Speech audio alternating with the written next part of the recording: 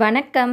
இன்றைக்கி நம்ம கிச்சனில் மிக்சர் எப்படி செய்கிறதுன்னு பார்க்கலாம். ஃபர்ஸ்ட்டு 1/4 கிலோ கடல மாவு எடுத்து நல்லா சலிச்சு எடுத்துக்கணும். அதாவது கொஞ்சம் கட்டி இல்லாமல் நல்லா சலிச்சுக்கணும்.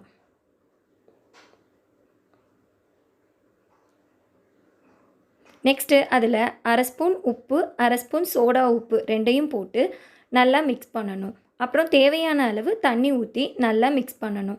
ரொம்ப தண்ணியாட்டமும் இருக்கக்கூடாது, ரொம்ப கெட்டியாகவும் இருக்கக்கூடாது. ஏன்னா இதை நம்ம இடியாப்ப குழலில் போட்டு நம்ம பிழிய போகிறோம். ஸோ கரெக்டான கன்சிஸ்டன்சியில் பிணைஞ்சிக்கோங்க.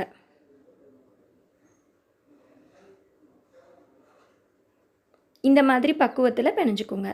நெக்ஸ்ட்டு இடியாப்ப இது பண்ணுறதுல எடுத்து ஆயில் நல்லா தடவிக்கோங்க. ஆயில் நல்லா தடவினிங்கன்னா தான் நல்லா ஒட்டாமல் வரும். நெக்ஸ்ட்டு நம்ம பிணைஞ்சி வச்சுருக்க மாவை அதுக்குள்ளே நல்லா கரெக்டாக லெவலாக போட்டுக்கோங்க.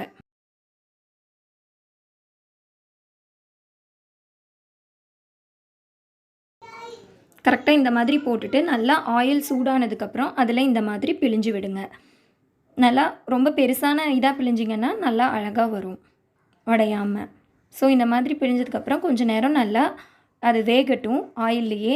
நல்லா கொஞ்சம் மொறுமொறுன்னு வந்தால் தான் நல்லாயிருக்கும். ஸோ ரொம்ப முன்னாடியே எடுத்துட்டிங்க அப்படின்னா கொஞ்சம் வதக்குன்னு போயிடும். ஸோ நல்லா முருகலாக வர்ற மாதிரி விட்டுருங்க. ஸோ இந்த மாதிரி வந்ததுக்கப்புறமேட்டு நல்லா இதில் பண்ணி விட்டுட்டு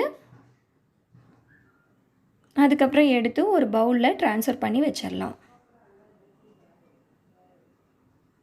நெக்ஸ்ட்டு திரும்ப பூந்தி செய்ய போகிறோம். ஸோ அதுக்கு 1/4 கிலோ கடல மாவு எடுத்து முன்ன பண்ண மாதிரியே நல்லா சலித்து எடுத்துக்கோங்க. இதில் உப்பு 1/2 ஸ்பூனும் சோடா உப்பு 1/2 ஸ்பூனும் நல்லா போட்டு மிக்ஸ் பண்ணிக்கலாம். தேவையான அளவு தண்ணி ஊற்றி நல்லா மிக்ஸ் பண்ணிக்கோங்க. இது மிக்சர் செஞ்ச மாதிரி ரொம்ப கெட்டியாக இருக்கக்கூடாது, கொஞ்சம் தண்ணியாட்டம் தான் இருக்கணும். ஸோ வீடியோவில் பார்க்குற மாதிரி நல்லா கன்சிஸ்டன்சியில் பண்ணிக்கோங்க. இந்த அளவு கன்சிஸ்டன்சி இருந்தால் தான் நமக்கு பூந்தி நல்லா கரெக்டாக வரும். ஸோ இந்த மாதிரி நல்லா பிணைஞ்சிக்கோங்க.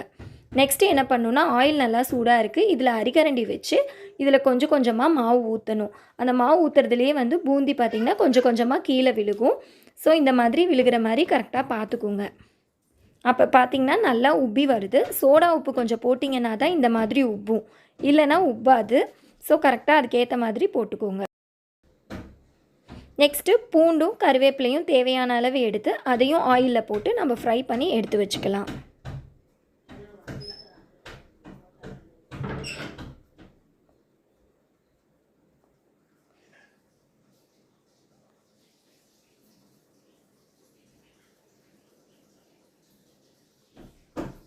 நெக்ஸ்ட்டு அவல் ஒரு 100 கிராம் எடுத்து அதையும் நல்லா பொரித்து முருகலாக வர்ற மாதிரி எடுத்து வச்சுக்கலாம்.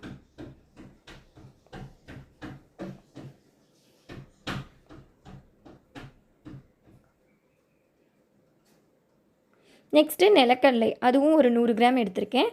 அதையும் ஆயிலில் போட்டு நல்லா ஃப்ரை பண்ணி எடுத்துக்கோங்க.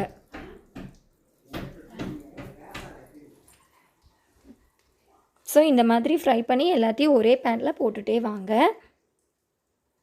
நெக்ஸ்ட்டு பொட்டுக்கல்ல அதே மாதிரி ஒரு 100 கிராம் எடுத்திருக்கேன். அதையும் எடுத்து நல்லா சூடான ஆயிலில் போட்டு ஃப்ரை பண்ணி எடுத்து வச்சுக்கோங்க.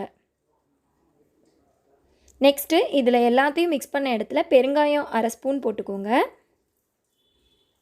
அப்புறம் மிளகாய்த்தூள் 1 ஸ்பூன் போட்டுக்கோங்க. காரம் இன்னும் அதிகமாக வேணும்னா இன்னும் கொஞ்சமாக ஆட் பண்ணிக்கோங்க. எனக்கு இதுவே கரெக்டாக இருக்குது. ஸோ நான் 1 ஸ்பூன் மட்டும் ஆட் பண்ணிக்கிறேன். நெக்ஸ்ட்டு உப்பு ஒரு ஸ்பூன் ஆட் பண்ணிக்கோங்க. ஏன்னா நம்ம முன்னே எல்லாத்துலேயுமே உப்பு கொஞ்சம் கம்மியாக தான் போட்டிருக்கோம். ஸோ இப்போ கொடுக்கறது தான் உப்பு ஃப்ளேவர் நல்லா இறங்கும். ஸோ போட்டுட்டு நல்லா மிக்ஸ் பண்ணி விடணும். கொஞ்சம் சூடாக இருக்கும்போதே நல்லா மிக்ஸ் பண்ணிங்கன்னா தான் உள்ளே நல்லா இறங்கும். ஸோ மிக்ஸ் பண்ணிக்கோங்க. நீங்களும் செஞ்சு பார்த்துட்டு உங்கள் கமெண்ட் சொல்லுங்கள். தேங்க்ஸ் ஃபார் வாட்சிங். பாய்.